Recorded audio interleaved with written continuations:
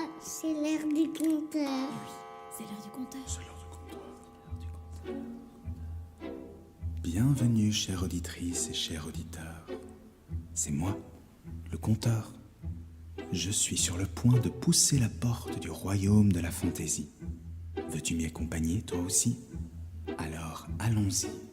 Là, bien loin au-delà des montagnes et des mers, où se côtoient ogres et sorcières, nobles princes et humbles bergères. Contes, mythes, légendes et classiques de la littérature, ils n'attendent que toi. N'aie pas peur, c'est l'heure du conteur. Aujourd'hui, je vais te raconter l'histoire du magicien d'Oz. Il était une fois, aux confins du Kansas, une petite orpheline prénommée Dorothée.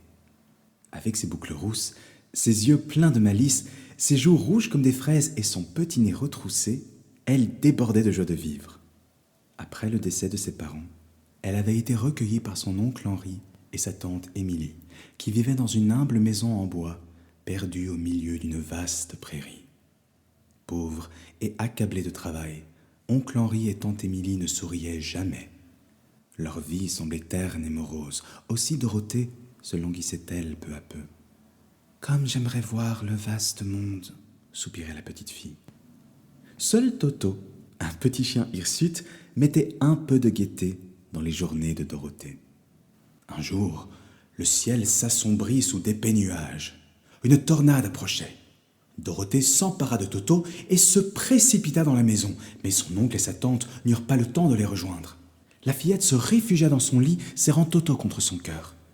La maison se mit alors à tourner sur elle-même avant de s'envoler dans les airs, et la tempête l'emporta comme un fétu de paille, loin, très loin des champs qui l'entouraient. Puis, après une secousse brutale, la maison s'immobilisa. Dorothée bondit hors du lit et ouvrit la porte. « Oh, que c'est beau ici !» s'exclama-t-elle. Devant elle s'étendait un paysage splendide.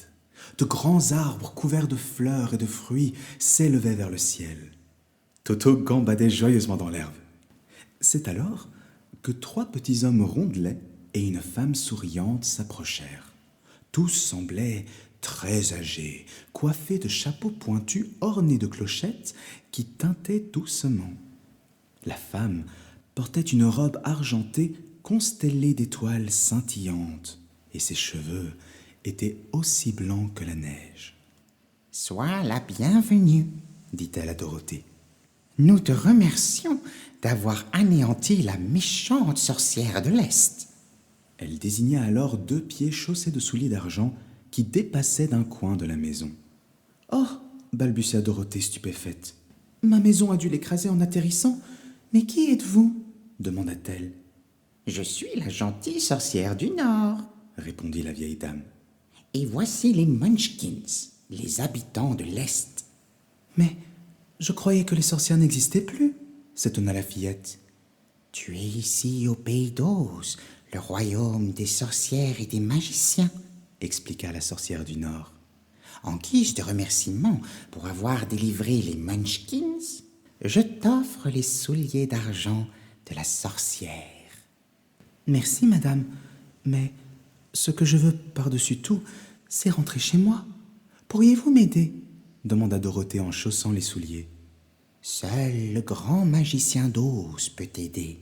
C'est le plus puissant du royaume, mais nul ne connaît son visage. Il vit dans la cité d'Émeraude. Une route pavée de briques jaunes te conduira jusqu'à lui. Mais prends garde, le chemin sera long et semé d'embûches, » l'avertit la sorcière, avant de disparaître avec les Munchkins. Dorothée et Toto se mirent aussitôt en route. Très vite, à un tournant du chemin, ils découvrirent la fameuse route pavée de briques jaunes. Le paysage, d'une beauté saisissante, émerveillait Dorothée. De ravissantes clôtures blanches bordaient la route, et d'immenses champs multicolores s'étendaient à perte de vue. En arrivant près d'un champ de maïs, Dorothée aperçut un épouvantail accroché à un poteau. Il portait un costume bleu tout usé, un vieux chapeau pointu râpé et des bottes très abîmées. Sa tête et son corps étaient entièrement bourrés de paille. « Bonjour, lança joyeusement l'épouvantail en l'apercevant. Pourrais-tu me détacher? Je m'ennuie terriblement ici. » Dorothée s'empressa de le libérer, puis lui demanda « Sais-tu comment rejoindre la cité d'Émeraude? Je cherche le magicien d'Oz. » « Comment pourrais-je le savoir? Ma tête est pleine de paille, je n'ai pas de cervelle. » répondit-il en soupirant. « Crois-tu que ce magicien pourrait m'en donner une si je venais avec vous? » « Viens avec nous et je lui demanderai, » promit Dorothée. Le petit groupe reprit la route. Mais peu à peu, le décor devint sombre et lugubre. Ils pénétrèrent dans une forêt dense et menaçante. Soudain, un gémissement les fit s'arrêter. Un homme entièrement fait de fer blanc était étendu au sol, une hache à la main. Il ne bougeait plus, comme rouillé sur place. Dorothée trouva une fiole d'huile posée sur un lit de feuilles mortes et en versa quelques gouttes sur ses articulations. « Oh, merci, » dit l'homme en se redressant d'un coup. « Laissez-moi vous raconter ce qui m'est arrivé. Autrefois, j'étais bûcheron, amoureux de la plus belle Munchkin qui m'avait promis de m'épouser. Mais elle vivait chez une vieille femme qui s'opposait à notre mariage. Celle-ci, elle a trouvé la méchante sorcière de l'Est, qui jeta un sort à ma hache. Un matin, alors que je travaillais, elle m'échappa et me coupa les jambes. Le fer-blantier m'en fabriqua de nouvelles en fer blanc. Mais ensuite, ce furent mes bras, ma tête, puis mon corps. À chaque fois, il me remplaçait les parties manquantes, jusqu'au jour où la hache me trancha le cœur. À cet instant, l'amour que j'éprouvais pour ma tendre Munchkin s'évanouit. Mais je suis persuadé que le magicien d'Oz pourrait me rendre un cœur. « Justement, nous allons à la cité d'Émeraude, » s'exclama Dorothée. « Viens avec nous !» Et ils reprirent la route, désormais 4 compagnons. En chemin, ils entendirent le rugissement d'un énorme lion. Toto aboya fermement et le lion se jeta sur lui. Sans hésiter, Dorothée se saisit d'une branche et frappa le museau de la bête qui se recroquevilla immédiatement en couinant. Tout penaud, le lion leur avoua. « Tout le monde se moque de moi, car j'ai peur de tout. Je tremble au moindre bruit, même au frémissement des feuilles. Oh, je voudrais tant avoir du courage !» Dorothée le caressa avec douceur et lui proposa de les rejoindre, espérant que le magicien d'Oz pourrait aussi l'aider. Et c'est ainsi que Dorothée, Toto, l'épouvantail sans cervelle, l'homme de fer blanc sans cœur et le lion sans courage poursuivirent ensemble leur voyage. Bientôt, les 5 compagnons atteignirent enfin les portes de la cité d'Émeraude. Une douce lumière verte semblait émaner du ciel, baignant la ville d'un éclat merveilleux. Les rues étaient bordées de maisons en marbre vert, serties d'émeraudes étincelantes, et tous les habitants étaient vêtus de vert, comme s'ils faisaient partie intégrante de cette cité magique. Guidés par un soldat, les voyageurs furent conduits jusqu'au palais du magicien d'Oz. Ils pénétrèrent dans une immense salle où trônait, au centre, une gigantesque tête chauve posée sur un fauteuil incrusté d'émeraude. La tête fixait Dorothée de ses grands yeux brillants. « Je suis Oz, le grand et le terrible. Qui es-tu et que viens-tu chercher ?» gronda une voix étrange. « Je m'appelle Dorothée, » répondit la jeune fille d'un ton décidé. « Je voudrais que tu m'aides à rentrer chez moi et que tu donnes une cervelle à mon ami l'épouvantail, un cœur à l'homme en fer blanc et du courage à notre ami le lion. »« Très bien, mais d'abord, vous devrez accomplir une mission pour moi, » déclara la tête d'un ton solennel. « Vous devez tuer la méchante sorcière de l'Ouest qui règne sur le pays des Winkies. Ce n'est qu'alors que j'exaucerai vos vœux. » Sans perdre de temps, les 5 compagnons prirent la route vers le pays des Winkies. C'était une région sèche et menaçante où le ciel semblait toujours couvert de cendres. Du haut de sa tour, La terrible sorcière de l'Ouest, entourée de ses singes volants, les vit s'approcher. Jalouse des souliers d'argent que portait Dorothée, elle décida de la capturer. Dans un éclair d'ailes et de cris, les singes volants s'abattirent sur le groupe. L'épouvantail, le bûcheron et le lion furent jetés dans un cachot. Quant à Dorothée, la cruelle sorcière l'obligea à devenir sa servante. Du matin au soir, la pauvre jeune fille devait récurer les innombrables salles du sinistre château. Chaque soir, la sorcière la menaçait. « Donne-moi ces souliers d'argent !» glapissait-elle.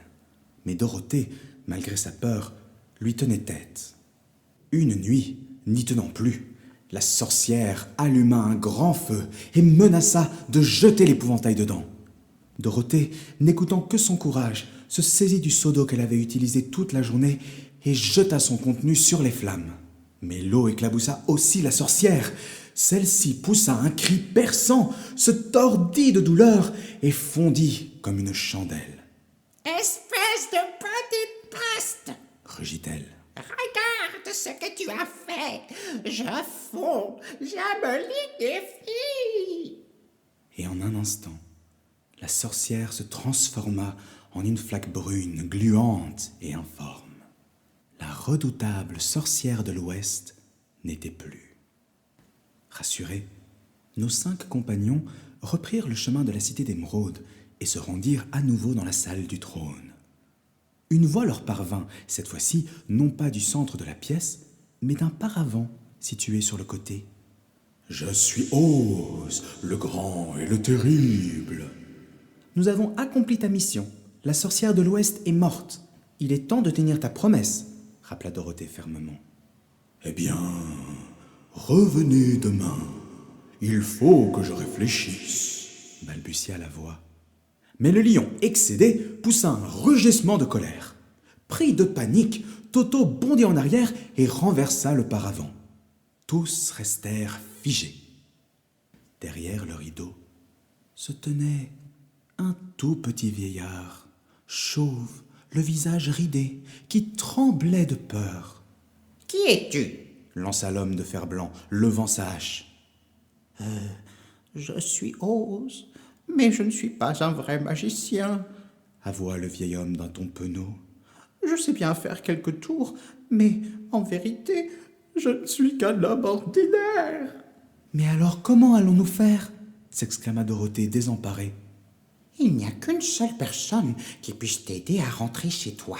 Glinda, la gentille sorcière du Sud. Elle vit dans le pays des Quatlings, répondit le vieil homme. Les voyageurs reprirent leur route une dernière fois. Après de longues heures de marche, ils atteignirent enfin le château de Glinda. La gentille sorcière du Sud était installée sur un somptueux trône serti de rubis.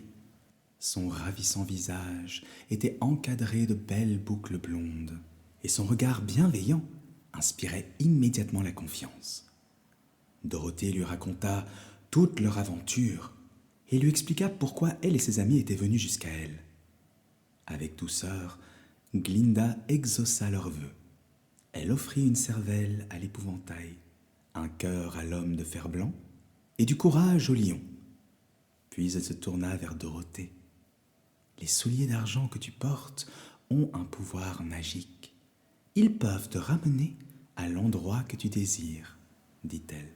« Il te suffit de claquer les talons 3 fois en pensant très fort à l'endroit où tu veux te rendre. » Dorothée prit Toto dans ses bras, remercia chaleureusement Glinda et serra ses compagnons dans une longue étreinte.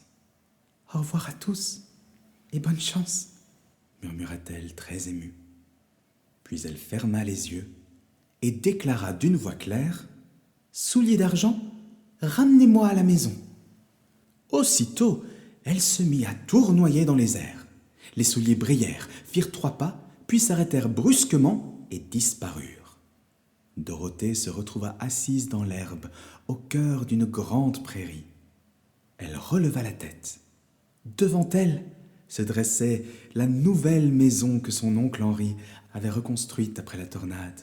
« Oncle Henri, tante Émilie, je suis là, je suis revenue !» s'écria-t-elle en courant vers eux. « Oh, ma chérie, où étais-tu passée ?» lui répondirent-ils en la serrant contre eux, les yeux pleins de larmes. « Nous avons eu si peur de t'avoir perdue pour toujours. » Dorothée, son oncle Henri, sa tante Émilie et le fidèle Toto vécurent longtemps ensemble, entourés d'amour.